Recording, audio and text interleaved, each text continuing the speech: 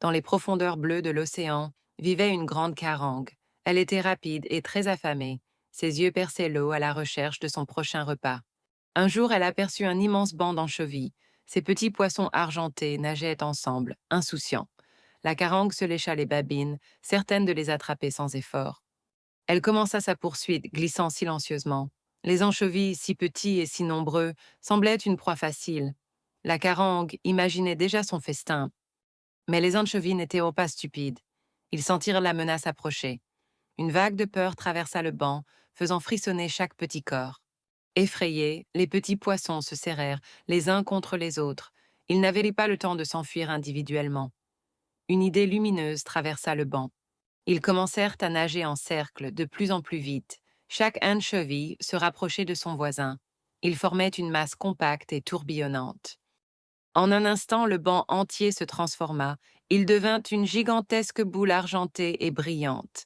Elle tournait sur elle-même, reflétant la lumière du soleil. Cette boule scintillante paraissait immense. Elle était si grande qu'elle semblait flotter comme un astre sous-marin. La carangue fut prise de court. Elle s'approcha, hésitante. La lumière éblouissante la désorientait. Elle ne voyait plus de petits poissons, seulement cette forme géante et mystérieuse. La carangue ne comprenait plus rien. Où étaient allés passer les petits poissons?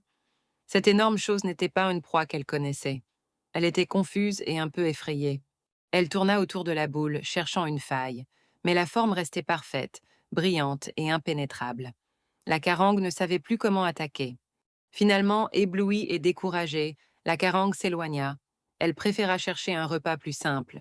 Les anchovies avaient réussi leur ruse. Dès que la carangue fut partie, la boule se défit. Les anchovies se dispersèrent, sains et saufs. Ils avaient échappé au danger grâce à leur ingéniosité. Cette histoire nous apprend une chose importante. Même les plus petits et les plus faibles peuvent devenir forts. Il suffit de s'unir et de travailler ensemble. L'union rend les faibles plus forts. C'est le secret des petits poissons.